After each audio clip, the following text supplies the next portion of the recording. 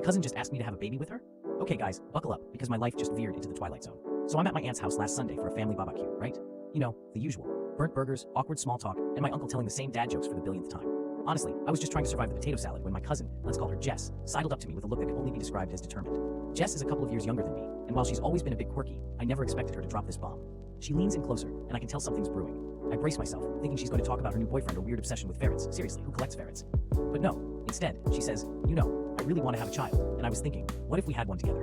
Now let me tell you, I nearly choked on my lukewarm soda. I blinked at her like she just suggested we go skydiving with a spoon for a parachute. Wait, what? Like, biologically? I stammered, because if there's one thing I'd never considered in my life, it was creating a child with my cousin. I mean, she's great, but she also once tried to convince me that gluing glitter to the family cat made it a magical being. I'm not sure I want my offspring to inherit that logic. She gives me this earnest look, like I just didn't catch her underlying genius. Come on, think about it. We'd be family. Our kids would be cousins and best friends. It would be fun. Fun? Is she kidding?